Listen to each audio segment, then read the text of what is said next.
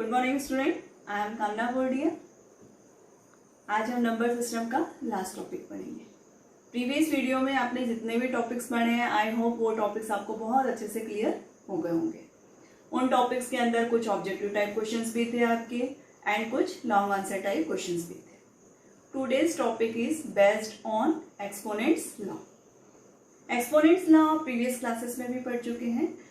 आज की जो एक्सरसाइज है वो ऑब्जेक्टिव टाइप क्वेश्चंस की है and it is very scoring topic. आज आपको बहुत अच्छे से पढ़ना है। Now we will start. Laws of exponent for real numbers.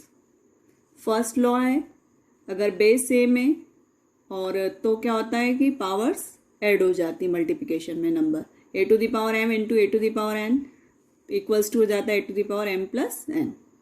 अगर बेस सेम है और नंबर डिवाइड में तो पावर्स क्या होती हैं, सब्ट्रैक्ट हो जाती है। A to the power M upon A to the power N equals to A to the power M minus N. अगर किसी नंबर की पावर पर पावर है तो दोनों पावर्स में क्या हो जाता है, multiplication. A to the power M to the power n, तो यहाँ पर एम और एन दोनों का प्रोडक्ट पावर में बन गया ए की power M to m into n. Next fourth, a to the power M into b to the power m. It means यहाँ पर अगर पावर सेम है एंड बेस डिफरेंट है तो क्या होगा, दोनों नंबर का प्रोडक्ट हो जाएगा और सेम पावर उस पर लग जाएगी। Next one, a to the power zero. A to the power zero equals to one, means किसी भी नंबर की पावर अगर जीरो है तो उसकी वैल्यू कितनी हो जाएगी, one. Now exercise 1.6 question number 1, find first part 64 to the power half. आप 64 का प्राइम फैक्टराइजेशन करेंगे तो हमको मिलेगा 2 के फॉर्म में मिलेगा ये 6 टाइम्स, तो हम इसको लिख सकते हैं 2 की पावर 6। तो हम यहाँ पर 64 को लिख देते हैं 2 to the power 6 to the power half. ठीक, अब हमारा एक्सपोनेंट का कौन सा रूल अप्लाई होगा यहाँ पे, रूल नंबर 3। उसके अकॉर्डिंग क्या हो जाएगा, 2 टू द पावर 6 इंटू 1/2। यहाँ पर हम रूल लिख दें, A to the power M to the power N equals to A to the power M into N. 2 1 जा 2, 2 3 जा 6, मिल गया हमको 2 to the power 3। 2 to the power 3 को हम सॉल्व करेंगे तो हमको मिलेगा आंसर 8। हमने 64 टू द पावर 1/2 को हमने सॉल्व किया तो हमको क्या मिला, answer 8।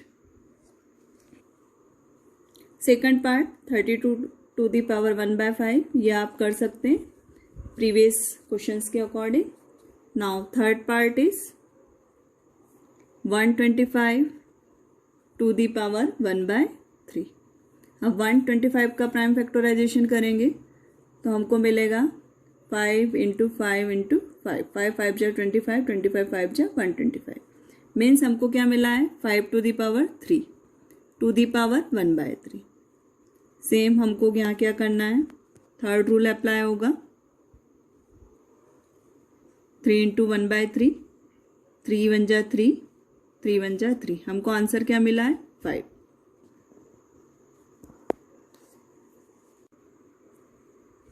Question number 2, find first part 9 to the power 3/2। 9 को हम प्राइम फैक्टराइजेशन करेंगे तो हमको क्या मिलेगा, 3 to the power 2, 3 into 3 and यहाँ पर पावर कितनी है, 3/2। हमारा एक्सपोनेंट लॉ थर्ड वाला यूज होगा, A to the power M to the power N. क्या हो जाएगा, दोनों का multiplication, A to the power M into N. 3 to the power 2 into 3/2, 2 से 2 कैंसिल हो गया हमारा, हमें क्या मिला, 3 की पावर 3। 3 की power 3 means 3 into 3 into 3, that is 27। It is our answer.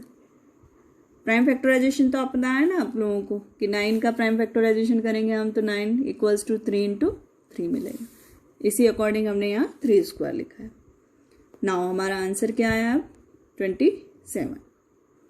Second and third part आप लोग कर सकते हैं, बहुत easy going. Now fourth part 125 to the power -1/3। यहाँ पर पावर आपकी नेगेटिव में है, नेगेटिव में है मीन्स नंबर जो है आपका 1/, में तो ये क्या हो गया 1/125 टू दी पावर 1/3। हम इसको लिख सकते हैं इस तरह से। इसी को अगर हम न्यूमरेटर में ले जाएंगे तो ये हमारा क्वेश्चन बन जाएगा। हम 125 के प्राइम फैक्टर करते हैं, तो 125 का प्राइम फैक्टर 5 × 5 × 5, तो क्या मिलेगा 1/5 to the power 3 to the power 1/3। यहाँ पे अगेन हम एक्सपोनेंट ला थर्ड यूज करेंगे, equals to a to the power m × n। 1/, हमें मिलेगा 5 टू दी पावर 3 × 1/3। 3 1 जा 3, 3 1 जा 3। नाउ हमारा आंसर क्या मिला हमको 1/5। बहुत इजी गोइंग क्वेश्चन है, ऑब्जेक्टिव टाइप क्वेश्चन है और आपको इंटरेस्ट भी आ रहा होगा इसमें। नाउ हम नेक्स्ट क्वेश्चन करते हैं, question number 3। Simplify first part 2 to the power 2/3 2 to the power 1/5। यहाँ पर फर्स्ट लॉ लगेगा, बेस सेम है और पावर डिफरेंट है और प्रोडक्ट में है तो पावर्स क्या होती है ऐड हो जाती है। a to the power m × a to the power n equals to a to the power m + n। तो यहाँ पे क्या होगा 2 टू दी पावर 2/3 + 1/5। हम एलसीएम लेंगे, एलसीएम आएगा आपका 15 first 10 + 3, then 2 to the power ये बन जाएगा हमारा 13/15। 2 टू दी पावर इसको अगर हम इस तरह से लिखें, दोनों ही आंसर राइट हैं लिखने के तरीके। 2 to the power 13/15 is our answer. Now second part 1/3 to the power 3 to the power 7। यहाँ पर जो हमारा है एक्सपोनेंट ला थर्ड ही यूज होगा, a to the power m to the power n equals to a to the power m × n। अब यहाँ पर जो है 1/3 to the power 3 to the power ये 7 हो जाएगा, क्योंकि 1 की पावर भी अगर हम 7 लगाएंगे तो 7 ही होगा, 1 ही होगा। 1 to the power 7 is 1 and 3 to the power 3 to the power 7। यहाँ पे थर्ड लॉ यूज होगा हमारा, 3 टू दी पावर हो जाएगा आपका 3 × 7। 3 × 7 तो ये हो जाएगा 1/3 टू दी पावर 21। इसको अगर हम न्यूमरेटर में ले गए तो ये हो जाएगा 3 टू दी पावर -21। इसको आप डायरेक्ट यहाँ पर भी न्यूमरेटर में ले जाकर कर सकते हैं क्वेश्चन को। ये जो आपने 1/3 टू दी पावर 3 है, इसको आप डायरेक्ट न्यूमरेटर में ले गए तो माइनस में आ जाएगी नेगेटिव पावर, देन डायरेक्ट ये आप फॉर्मूला अप्लाई कर सकते हैं। दोनों ही तरीके राइट है। Now third part 11 to the power 1/2 upon 11 to the power 1/4। अब यहाँ पर आपका सेकंड लॉ अप्लाई होगा कि a to the power m upon a to the power n। Base same में, डिवाइड में नंबर, तो पावर्स क्या होती हैं सब्ट्रैक्ट हो जाती है। बेस हमारा सेम है यहाँ पर 11, न्यूमरेटर की पावर 1/2, डिनोमिनेटर की पावर 1/4 सब्ट्रैक्ट हो जाएंगी।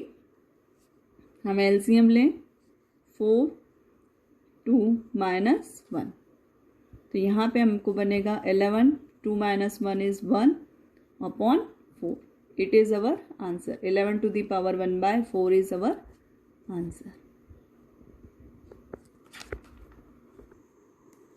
Now last part of this question 7 to the power half into 8 to the power half.